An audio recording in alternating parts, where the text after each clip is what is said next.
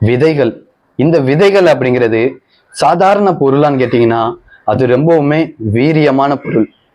மண்ணில இருந்து மனுஷங்க வரைக்கும் இந்த விதை அப்படிங்கிறது இல்லை அப்படின்னா அது விபரீதமாயிரும்.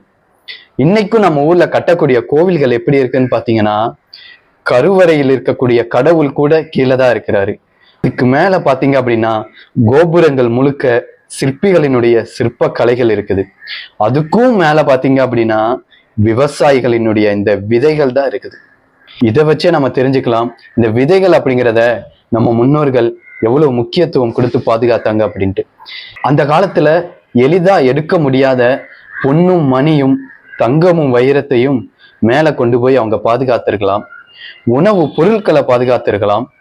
எதிரிகள் வந்து கைப்பற்றிடக்கூடாதுன்ட்டு போர் ஆயுதங்களை பாதுகாத்திருக்கலாம். இல்லைன்னா பல முக்கியமான நம்ம தமிழ் மறைகளை மேல கொண்டு போய் வச்சு பாதுகாத்திருக்கலாம்.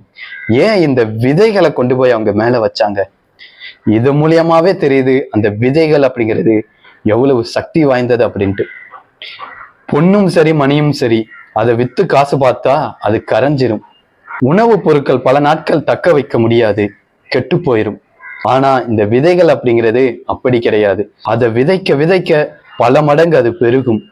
உணவுக்கே நம்ம மக்களுக்கு பஞ்சம் இருக்காது. அப்படிங்கிறது தான் இந்த விதைகளினுடைய முக்கியத்துவம்.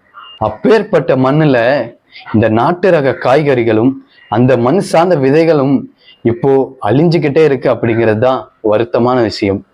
இது அழியக்கூடாது அப்படின்னா அந்த மண் சார்ந்து விவசாயம் பண்ணக்கூடிய மக்கள் அந்த விதைகளை தொடர்ந்து பயிரிடணும். பல பேருக்கு அந்த விதைகளையும் பகிரணும். இந்த மண்ணும் அந்த மரபும் பாதுகாக்கப்படணும் அப்படின்னா இதை தவிர வேற வழிங்கிறதே கிடையாது.